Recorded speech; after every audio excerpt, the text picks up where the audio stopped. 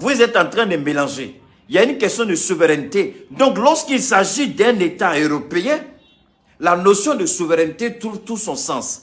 Mais quand il s'agit d'un État africain, la notion de souveraineté perd son sens. Et c'est la volonté des puissances étrangères qui servent, sinon qui sert de droit souverain. Je ne sais pas si vous comprenez un peu. Je reviens. Lorsqu'il s'agit, laissez Mali là d'abord. Je ne suis pas au Mali, ne mélangez pas les gens ici. Laissez Mali. Je vais revenir sur le Mali, ne t'en fais pas. Allons doucement, doucement d'abord. Ici, on nous dit l'Ukraine est souverain, un État souverain. La Côte d'Ivoire, les Nations Unies refusent. Les États-Unis refusent de reconnaître. Les Nations Unies, autant pour moi, refusent de reconnaître la souveraineté d'un État africain. Donc, c'est la puissance de ces États-là qui constitue le droit souverain de la Côte d'Ivoire. On va continuer. Sa position. Laurent Gbagbo, bonjour. Voilà un peu plus d'un mois que la Commission électorale indépendante a annoncé que votre adversaire, Alassane Ouattara, avait remporté les élections présidentielles de Côte d'Ivoire. Quelques jours après, le Conseil constitutionnel légitimait votre présidence.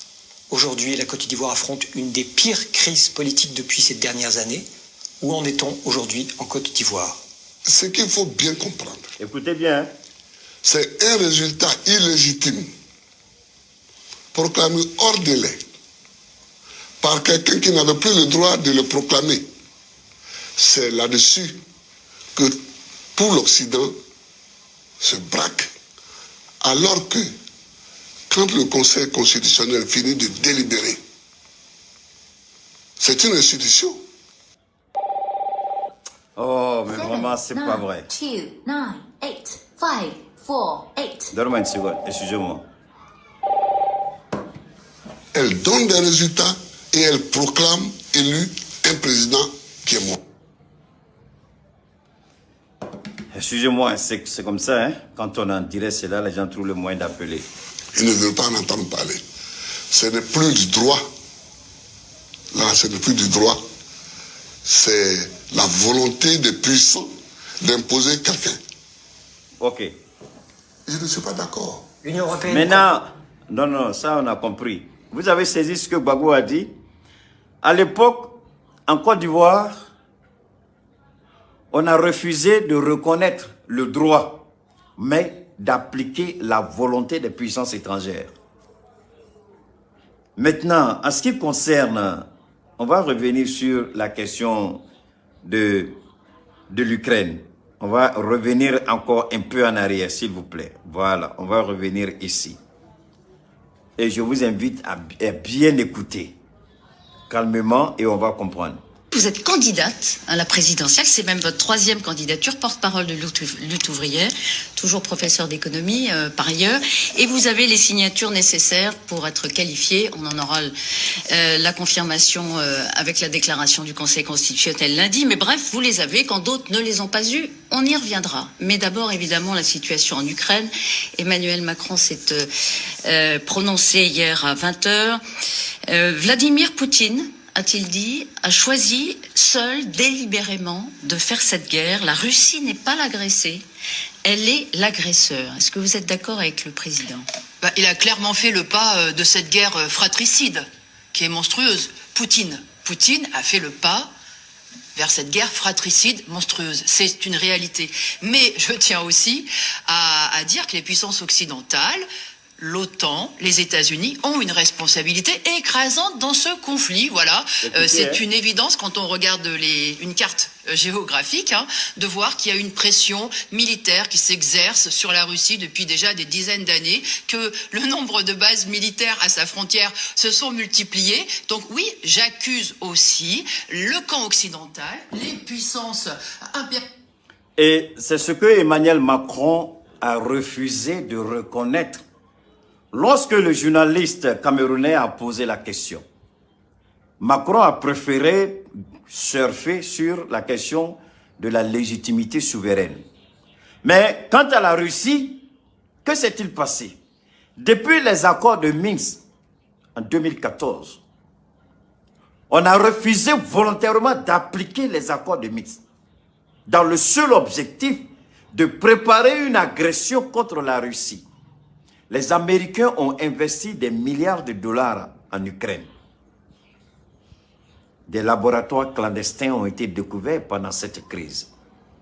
Des armes, vous pouvez imaginer, depuis 2014 jusqu'en 2022, l'Occident ne faisait que envoyer armes sur armes en Ukraine. C'est pourquoi quand la Russie a commencé cette offensive, elle a d'abord cherché à neutraliser tous les aéroports, toutes les bases militaires, tous les camps militaires, tous les dépôts d'armes. Parce que si la Russie ne l'avait pas fait, la Russie serait aujourd'hui en difficulté technique et opérationnelle sur le terrain. Alors Emmanuel Macron dit, vous les Africains, vous ne comprenez pas grand-chose en politique. Ne réécoutez pas ce que Vladimir Poutine vous dit, il vous manipule. Écoutez ce que nous disons, c'est nous qui avons la vérité. L'Ukraine est un État souverain, il a été agressé. Ah bon. Mais la question de l'Ukraine, si on veut regarder seulement le comportement de la Russie, on ne pourra jamais comprendre. Il faut remonter. Qu'est-ce qui a été dit depuis l'époque soviétique, depuis l'effondrement du mur de Berlin, depuis l'effondrement de l'URSS, Union des républiques socialistes soviétiques? Que s'est-il passé? Il y a eu un accord entre différents responsables de l'époque qui ont dit que l'OTAN n'allait plus avancer vers la Russie. Alors, Vladimir Poutine a accepté cet état de fait. Il n'était pas encore chose. Il était, je crois, un membre il était le chef du KGB. Après, il s'est retrouvé responsable quelque part. Et puis, paf, il a été projeté au devant de la scène politique.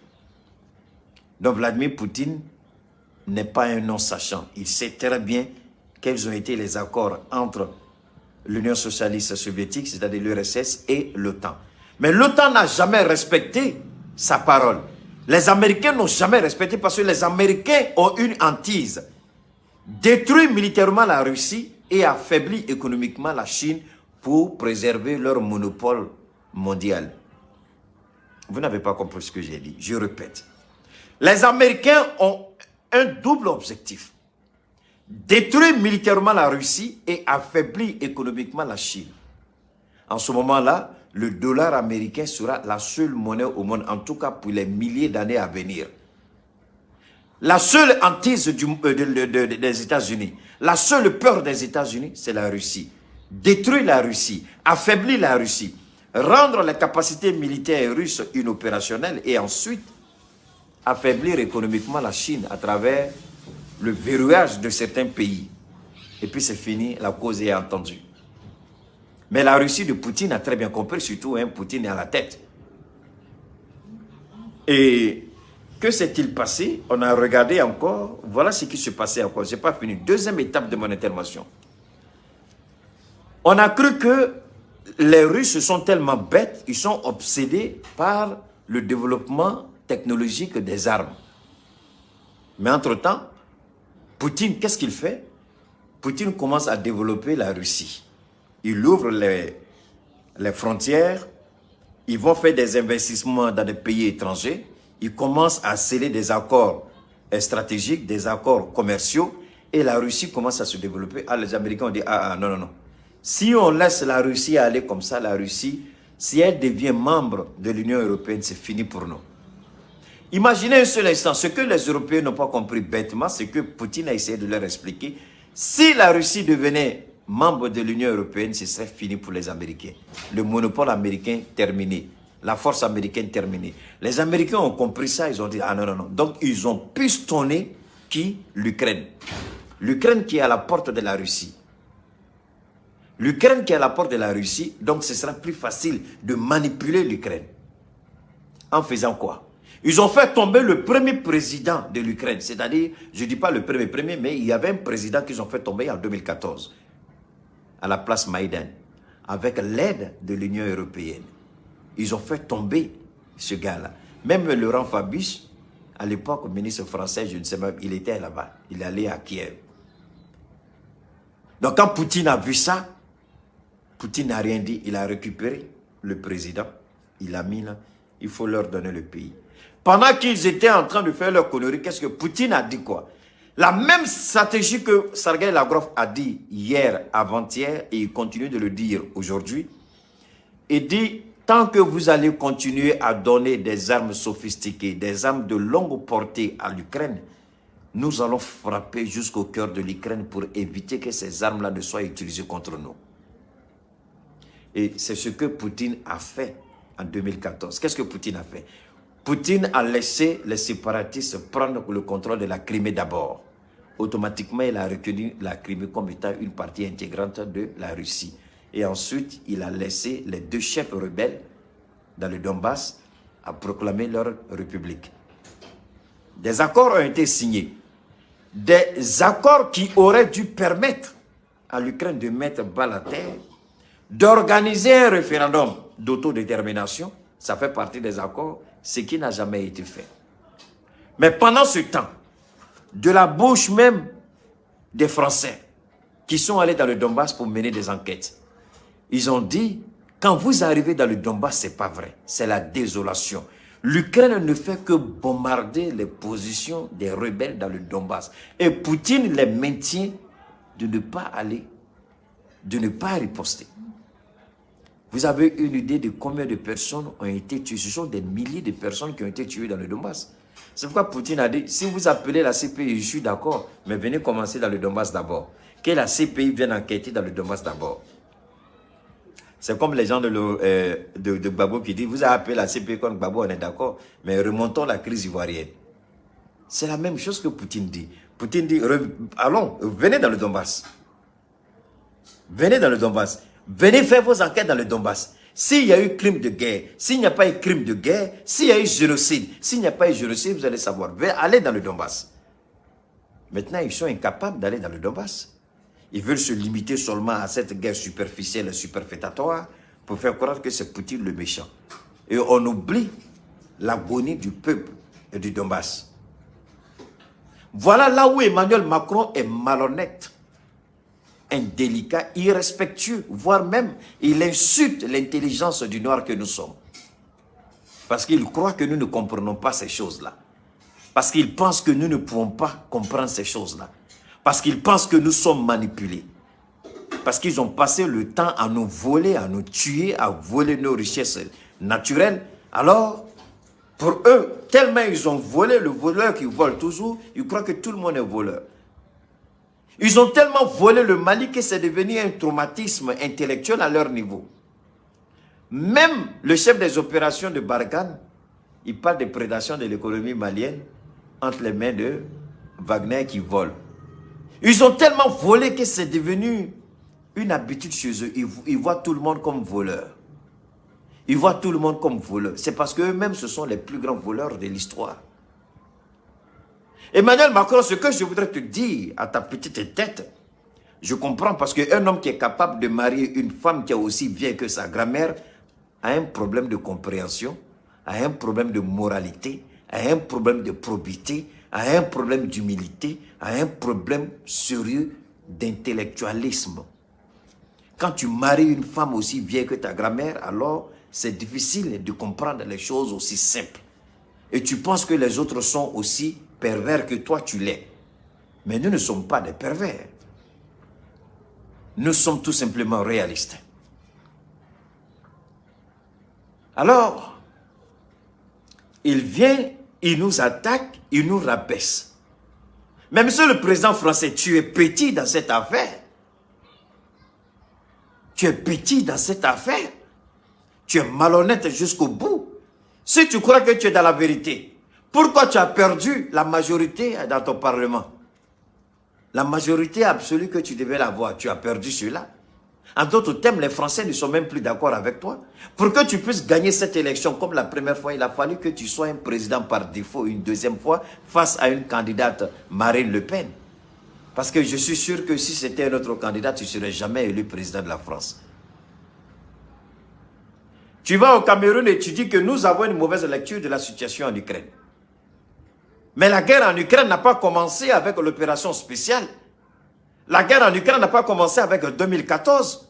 La guerre en Ukraine a commencé depuis que l'OTAN a commencé à se rapprocher des frontières russes. Et Vladimir Poutine a passé son temps à interpeller les Occidentaux. Arrêtez ce que vous faites. Arrêtez ce que vous faites. Vous n'avez pas voulu comprendre. Vous avez cru que la Russie n'avait rien. Vous avez cru que la Russie n'a pas les moyens de sa campagne militaire. La Russie est finie. La Russie n'a pas les moyens. Mais vous aurez oublié qu'il y a un génie politique, un stratège politique qui est à la tête de la Russie qui s'appelle Vladimir Poutine. Il a pris son temps pour vous étudier. Il a pris son temps pour comprendre votre économie, comment adapter votre économie à son économie. Il n'a pas fait du copier-coller, mais il a appris ce qui est bon dans votre économie. Il a apporté dans son économie pour développer son économie. Et pendant ce temps, il était en train de développer son armement. Il vous a dit la dernière fois que la guerre n'a même pas encore commencé. La preuve en est, lorsque vous avez signé cet accord avec la Russie en Turquie avant-hier, pour l'exportation du blé ukrainien. Vous avez cru peut-être être intelligent et doubler Vladimir Poutine. Vous avez oublié que Poutine a orienté pratiquement 20% de ses satellites et de ses radars sur le port d'Odessa. Vous avez oublié ça. Vous avez oublié ça. Donc pendant qu'il a signé l'accord, et là, il ne peut pas répondre parce que c'est un président malhonnête et menteur, Macron. Poutine a orienté au moins 15 à 20% de ses satellites et de ses radars sur le port d'Odessa. Uniquement sur le port d'Odessa. Je n'ai pas dit sur l'Ukraine, sur le port d'Odessa. Parce qu'en signant cet accord, Poutine a donné l'ordre à l'état-major. Vous allez avoir la confirmation ces derniers temps. Je vous donne la primeur de l'information. Il a donné l'ordre à l'état-major, au ministre des Forces armées, de surveiller tout navire qui va s'approcher du port d'Odessa. Alors, ce que les Occidentaux oublient, Poutine, dans son système de surveillance, que ce soit radar ou satellite, il y a un mécanisme qui permet de détecter la présence d'armes. Protège ça comment? Parce que les armes sont fabriquées avec un certain nombre de matériaux. Et c'est ce matériau-là que les satellites détectent automatiquement. Dès que ça passe net, et puis les munitions, la composition des munitions, il faut mettre ça, si tu veux mettre ça dans béton armé pour faire passer, les satellites là vont percer.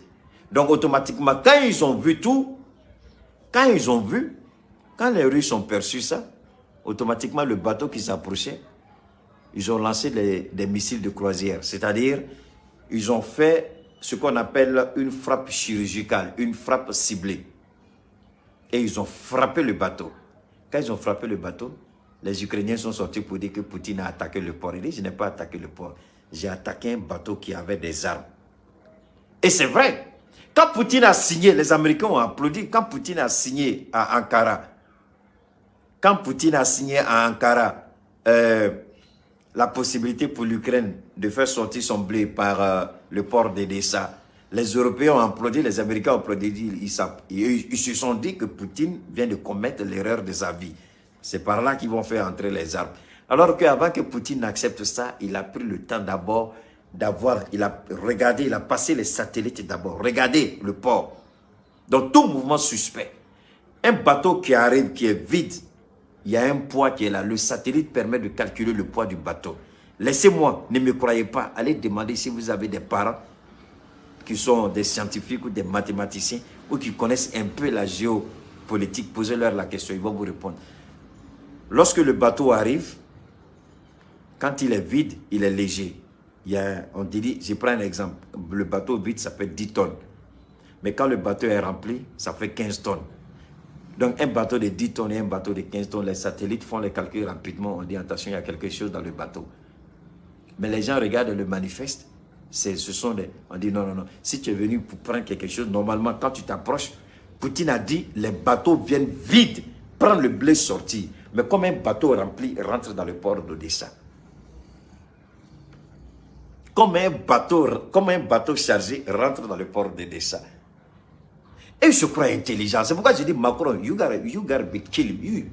J'ai envie de le descendre tellement, même par courtoisie, à mes chéris, à mes soeurs, à mes mamans, à mes tantis, à mes amis qui sont là, les belles dames. À cause d'elles, je préfère. Mais sinon, j'allais déshabiller Macron tout de suite. Mais un bateau qui rentre, on dit, les bateaux, venez vide. C'est ce que l'accord a dit. Et Sergueï a été clair. Il dit, l'accord n'a jamais dit qu'on ne doit pas frapper des bateaux dans le port d'Odessa. Amenez les bateaux vides. Prenez le blé et puis sortez avec. Mais vous venez avec un bateau chargé. On regarde, on dit, bateau là, non. Le bateau doit faire 10 tonnes. Mais comment le bateau, il a 15 tonnes? En même temps, les satellites, ils font analyse, ils commencent à taper sur leur clavier. Là. Ils vont dire, oh, mais on dit patron Poutine, il dit quoi? Il dit, il y a arme dedans. Il dit, descendez-moi ça. Ils ont envoyé les missiles de croisière. Ce n'est pas n'importe quel missile, ce sont les missiles de frappe chirurgicale. Et ce sont 2 missiles qui ont frappé le bateau. À part ça, aucun autre endroit du port d'Odessa n'a été touché par un missile. Voilà la vérité. Et Macron veut nous faire croire que cette guerre-là, c'est un État souverain qui a été attaqué. Mais si l'État souverain a décidé de se présenter comme une base arrière pour déstabiliser la Russie, parce qu'en réalité, c'était ça. On voulait utiliser l'Ukraine comme base arrière pour déstabiliser la Russie. Pendant cette guerre, il y a des laboratoires bactériologiques qui ont été découverts. Pourquoi les Américains sont en train de donner autant d'hommes à l'Ukraine? C'est pour faire disparaître les traces de ces laboratoires-là. C'est pour éviter que demain on indexe les Américains. Donc, nous disons à Emmanuel Macron qu'il se respecte et respecte les Africains. En tant qu'Africains, nous connaissons ce qui se passe. Nous ne prenons pas pour argent comptant les propos de M. Vladimir Poutine, mais nous regardons la situation dans la zone, nous regardons. Mais c'est la même chose, je reviens à celui qui a parlé du Mali tout à l'heure, je reviens dans la situation du Mali. La France vient dans le Mali, la France nous parle de souveraineté au niveau de l'Ukraine, c'est pas ça? Maintenant, revenons au niveau du Mali. Que fait la France au niveau du Mali? Que fait la France au niveau du Mali? Posons-nous la question, que fait la France au niveau du Mali? La France dit à un pays souverain, l'espace aérien du Mali appartient à Barkhane et à Takuba.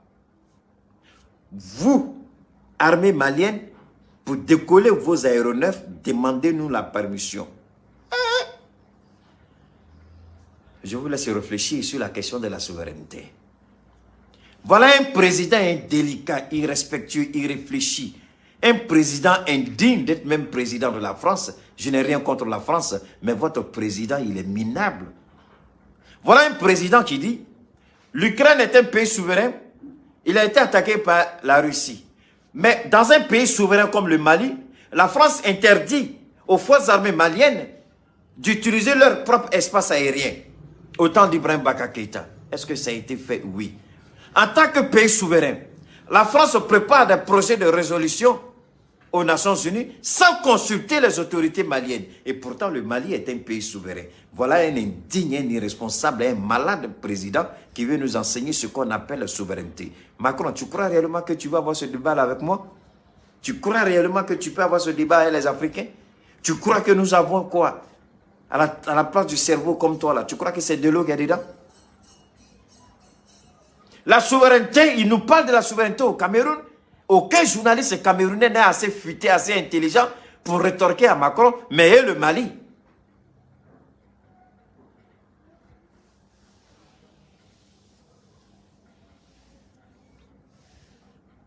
Alors, lorsque il y a quelqu'un qui dit, attendez, Keïta, attendez, I have to stop the track. Listen. Okay, thank you very much. Stop your track and listen to me. I will give you my best. All right? Okay, you will never regret it. Just pull over your truck, okay, and listen to me. Alors, regardons ça un peu. Il nous parle de souveraineté de l'Ukraine. Qu'en est-il du Mali?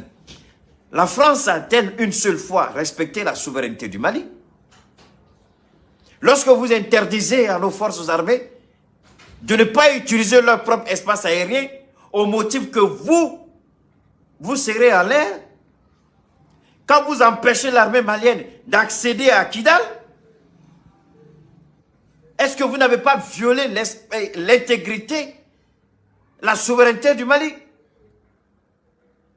Lorsque vous décidez de façon unilatérale, nous allons quitter le Mali, et que quand nous décidons que nous n'avons pas besoin de vous, vous trouvez que nous avons mal fait. Tu es indigne comme président. La France mérite mieux que toi. Tu es la pire qui pouvait arriver à la France. Tu es la honte de la France, indigne d'être président. Vous scellez des deals avec des terroristes pour attaquer un pays souverain. Vous avez scellé des deals avec ce voyou de rebelle appelé je ne sais même pas, tellement son nom m'énerve souvent, je n'arrive pas à prononcer. Le rebelle Touareg là.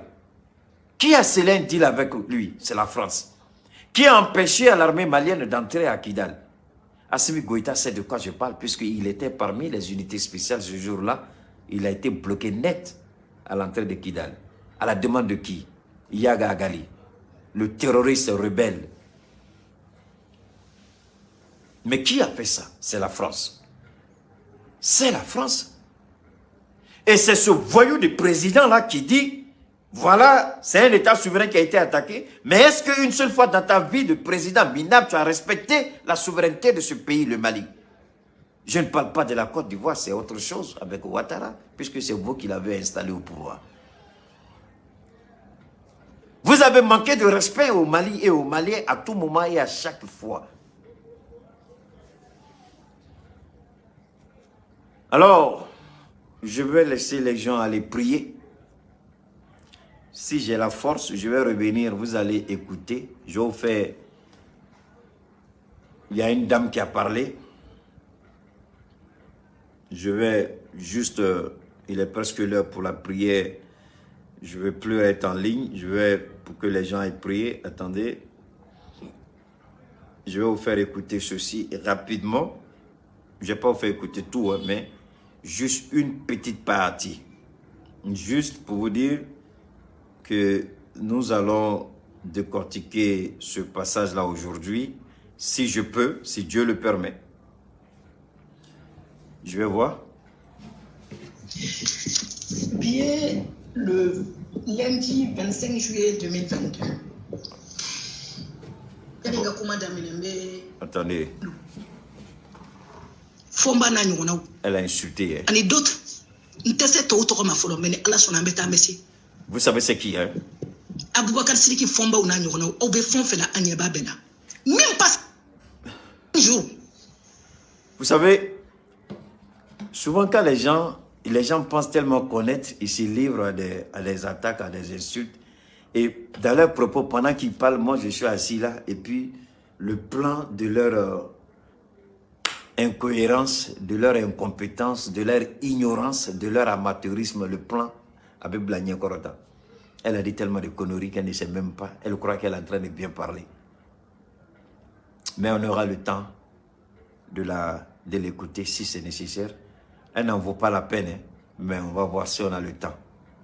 Sinon, elle n'en vaut pas la peine. Le mari mérite mieux que ça. À tout à l'heure, les gars. Inch'Allah.